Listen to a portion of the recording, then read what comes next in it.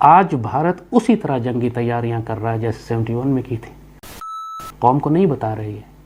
آج اسی طرح بھارت پاکستان میں گلگت بلتستان کو، سیالکوٹ کو، لاہور کو لینے کی بات کر رہا ہے جیسے 65 اور 71 میں اس نے کی تھی. جیسے اس پہلے ڈھاکہ لے چکا تھا، اب وہ سیالکوٹ اور لاہور لینا چاہتے. اور پاکستانی ریاست بھارت سے انتقام لینے کی بات ہی نہیں کرتی. ٹھیک ہے، جب بھی دسمبر کا مہینہ آتا ہے سارے پرانے زخم دوبارہ کھل جاتے ہیں. اچھا، سقوط ڈھاکہ اتنا تکلیف دہ امر ہے ہماری زندگیوں کا.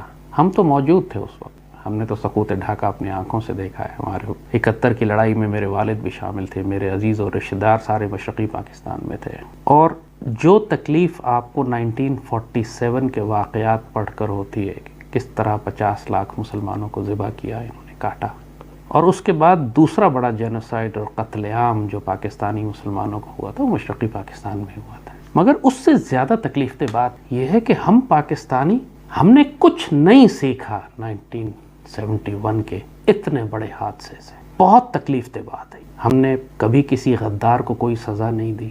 ہم نے کبھی یہ پالیسی اناؤنس نہیں کی کہ ہم اپنی شکست کا انتقام لیں. اور ہم نے کوئی سبق نہیں سیکھا 71 سے کہ یہ کیسے ہو گیا کہ ملک کی پوری ریاست موجود تھی، عدالت تھی، حکومت تھی، فوج تھی، ISI تھی، میڈیا تھی، دانشور تھے، علماء تھے، سیاسی جماعتیں تھیں.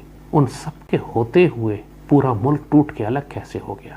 اور کیا غلطیاں اور کوتاہیاں اس وقت ہوئیں، کیونکہ ہمارے یہاں تو صرف سیاسی فتویٰ بازی ہوتی رہی ہے، ایک دوسرے کو الزام دیتے رہے. فوج نہیں لڑی، کوئی کہتا ہے کہ الیکشن جو تھے وہ حوالے کر دینے چاہیے تھے مجیب الرحمان کے، کیوں نہ کیے. کسی کو اصل صورتحال کا نہ علم ہے. اس سے اندازہ کریں کہ 50 سال ہو گئے ہیں ابھی تک ریاست پاکستان اس پروپیگنڈے کی نفی نہیں کر سکی کہ 93,000 پاکستانی سپاہیوں نے ہتھیار نہیں ڈالے تھے. تو وہاں تھے ہی نہیں 93,000، وہاں 31,000 تھے. 31,000 93,000 کیسے بن گئے؟ اور ریاست پاکستان آج تک دشمنوں کے اس پروپیگنڈے کا جواب کیوں نہ دے سکی؟ اسی سے اندازہ کریں ہماری غفلت کا. 65 کی لڑائی میں آپ اکثر سنتے ہیں کہ دشمن نے اچانک حملہ کر دیا. میرا سوال یہی ہوتا ہے کہ اچانک کیسے حملہ کر دیا؟ ریاست پاکستان کہاں سو رہی تھی؟ آپ کو کیوں نہیں معلوم تھا کہ دشمن حملہ کرے گا؟ یہ اتنی بڑی غفلت تھی ہماری 65 کی جنگ میں، دشمن نے اچانک حملہ کر دیا. وہ تو ہمارے جانبازوں سرفروشوں نے پھر سر دھڑ کی بازی لگا کر پاکستان کو بچایا، قربانیاں دیں، اللہ اس کے رسول کی تائید آئی، پاکستان تھا. یہی کچھ 71 میں ہوا.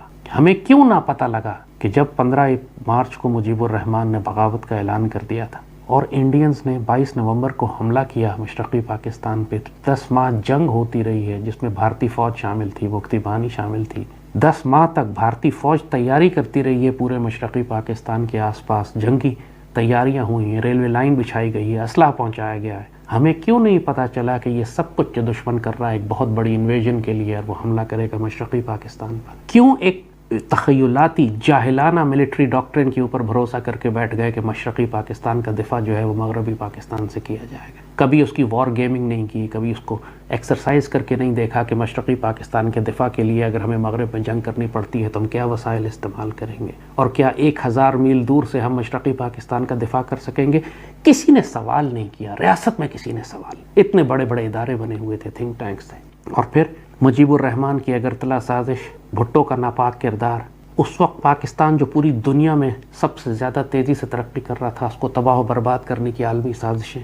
کیوں مجیب الرحمان کو، جس کو ISI نے گرفتار کیا تھا اور اگرتلا سازش چلی تھی اور اس پہ غداری کا مقدمہ بن رہا تھا، کیوں اس کو رہا کر کے الیکشن میں حصہ دلوا کے ملک کا وزیر اعظم بنانے چلے تھے؟ یہی کام آج نواز شریف کے ساتھ کر رہے ہیں، یہی زرداری کے ساتھ کر رہے ہیں. یہی پاکستان کے وہ تمام غدار جن کو وقت پر پھانسیاں دینی تھیں، لٹکا دینا چاہیے تھا. اگر مجیب کو لٹکاتے تھے اگرتلا سازش میں تو کبھی بھی مشرقی پاکستان کا سانحہ نہ ہوتا.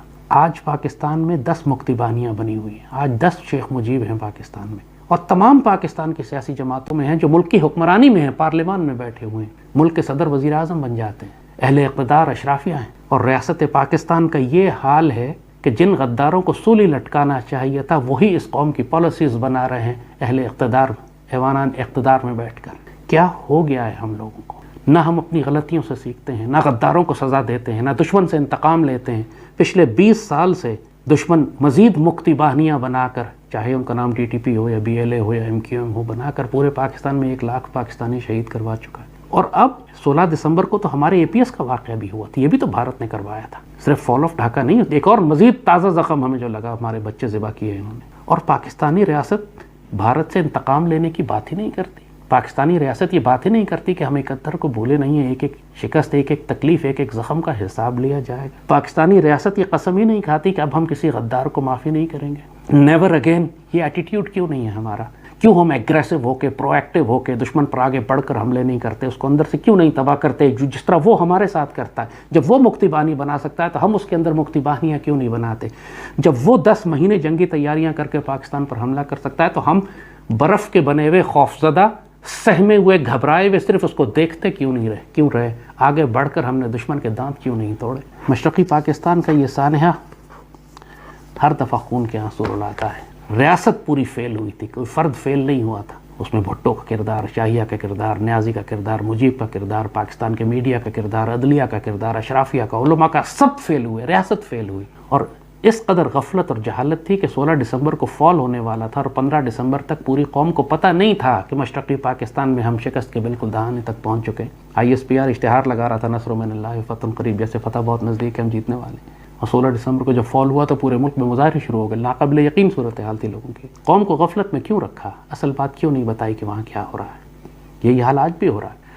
आज भारत उसी तरह जंगी तैयारियाँ कर रहा है जैसे 71 में की थी, कौम को नहीं बता रही है। आज उसी तरह भारत पाकिस्तान में गिलगित बल्तिस्तान को, सियालकोट को, लाहौर को लेने की बात कर रहा है जैसे 65 और 71 में उसने की थी। जैसे उस पहले ढाका ले चुका था, वो सियालकोट और लाहौर लेना चाहता है। 65 में लाहौर लेने आए थे, अचानक हमला कर दिया। फिर वही बात, अचानक कैसे हमला कर दिया? तुम कहाँ सो रहे थे? इदारे कहाँ सो रहे थे? तो लोग हमसे कहते हैं कि आप रियासत पे एतबार करें, रियासत के इदारों पर एतबार करें। तो मैं इनको यही तारीख़ की मिसाल देता हूँ कि तुम लोग तारीख़ पढ़ते नहीं हो। कोई मुसलमान पाकिस्तानी जो 1971 का सानहा देख चुका है, वो ज़ख्म खा चुका है, वो कभी भी रिलैक्स नहीं हो सकता, कभी भी आंख बंद करके रियासत के इदारों पर एतबार नहीं करेगा। हमारा काम हमारा है ना, मुल्क हम सब का है। ये कॉलोनियल आर्मी नहीं है, कॉलोनियल गवर्नमेंट्स नहीं है जो बाहर से आके मुसल्लत हुई भी हैं। हमारे बच्चे हैं, हमारे लोग हैं। इनको तंबीह करना, नसीहत करना इनकी गलतियों पे, इनको ताकीद करना और निशानदही करना इनकी कमज़ोरियों की और दुश्मन की साजिशों से आगाह करना, ये हमारी हर पाकिस्तानी की जिम्मेदारी है। और आपका भाई आपके लिए पाक मीडिया से रिलेटेड वीडियो लाता रहता है। आप लोग अपना ख्याल रखिए। जय हिंद, वंदे मातरम, जय श्री राम, जय श्री राम, जय श्री राम।